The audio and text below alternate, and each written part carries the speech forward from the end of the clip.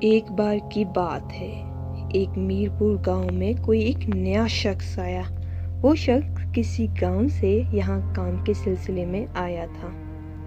اس پنڈت نے کسی سے سستا مکان لیا۔ سنا جاتا ہے کہ وہ گھر بہت خوفناک تھا۔ وہاں ایک عورت کا قتل ہوا تھا، اس لیے اس گھر میں کوئی رہنے کو تیار نہیں تھا۔ وہ پنڈت گاؤں کے لوگوں کے بچوں کو موسیقی کی تربیت دیتا تھا، لیکن اس جوان بوتنی کو اس موسیقی کی آواز سے بہت برا لگتا تھا۔ وہ دن پر دن اس آواز سے تنگ آ گئی تھی۔ وہ اس آواز سے زیادہ چڑچڑی اور ہو گئی، تو اس جوان بوتنی نے اس پنڈت کے گھر کی چیزوں کو الٹ پلٹ کر دی، لیکن پھر بھی اس پنڈت کو فرق نہیں پڑا۔ تو وہ جوان بوتنی ایک خطرناک جن کے پاس جاتی ہے اور اس سے کہتی ہے، میں بہت بڑی مصیبت میں ہوں، مجھے سمجھ نہیں آ رہا میں کیا کروں، برائے مہربانی مجھے کوئی مشورہ دو۔ کوئی بات نہیں، مجھے اپنا مسئلہ بتا، تم ویسے بھی صحیح جگہ آئی ہو۔ میں نیم کے درخت کے پاس ایک پرانے گھر میں رہتی ہوں۔ وہاں کوئی موسیقار پنڈت آیا ہے، وہ بچوں کو موسیقی کا سکھاتا ہے۔ اس موسیقی کی آواز نے میرا آرام و سکون غرق کیا ہے۔ میری مدد کرو، مجھے سکون چاہیے، آپ ویسے بھی ان چیزوں میں ماہر ہو۔ کوئی پریشانی کی بات نہیں، میں نے کئی مسئلوں کا حل کیا ہے، یہ مسئلہ میرے لیے تو بہت آسان ہے۔ تو وہ جوان بوتنی اس جن کے مشورے کو سنتی ہے اور اس کے گھر جاتی ہے۔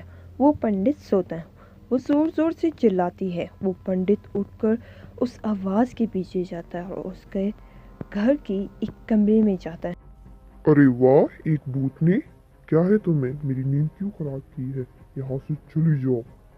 میں ایک بوتنی ہوں، میں روح بدل کر کسی بھی شکل میں آ سکتی ہوں۔ ہی وہ ایک بڑے چوہے میں تبدیل ہو جاتی ہے۔ سنو، میرا ایک مشورہ ہے، ویسے بھی تم چوہا بنی ہو تو یہاں جتنے بھی بلی ہیں ان سب کو بھگا دو۔ اب کیا تھا، اس جوان بوتنی کو پنڈت کی باتوں سے بہت برا لگا۔ وہ وہاں سے چلی جاتی ہے اور اس جن کے پاس واپس دوبارہ جاتی ہے اور اس سے کہتی ہے، تمہارا مشورہ کوئی کام نہیں آیا، وہ پنڈت بہت چلاک ہے، اب میں کیا کروں؟ کچھ ایسا کرنا ہوگا۔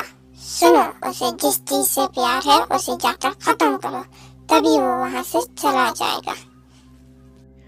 وہ جوان بوتنی اس جن کے مشورے پہ پنڈت کی ساری چیزوں کو توڑ دیتی ہے۔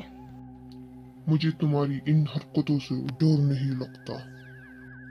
تم کتنے بے شخص ہو، تمہارے اندر کوئی عزت نہیں؟ دفع ہو جاؤ اس گھر سے، میرے گھر سے نکل جاؤ۔ تم میری قیمتی سے قیمتی چیز بھی توڑ ڈالو، میں یہاں سے جانے والا نہیں۔ تم دفع ہو جاؤ اس گھر سے، میں نہیں جاؤں گا۔ جوان بوتنی کی سمجھ میں نہیں آ رہا تھا کہ اب وہ کیا کرے۔ وہ مایوس ہو کر وہاں سے چلی جاتی ہے اور درخت کی ٹہنی میں جا کر بیٹھتی ہے۔ وہ سوچنے لگ جاتی ہے اور اس کے دماغ میں کوئی ایک نیا منصوبہ آتا ہے۔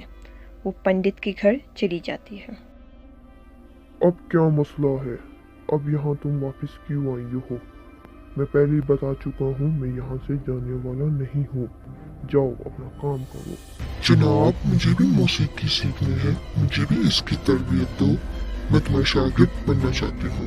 اب کیا تھا، وہ پنڈت سن کر بہت پریشان ہوا کہ یہ جوان بوتنی کیا کہہ رہی ہے۔ اس نے اتنے سالوں بعد جا کے یہ دولت اور شہرت کمائی۔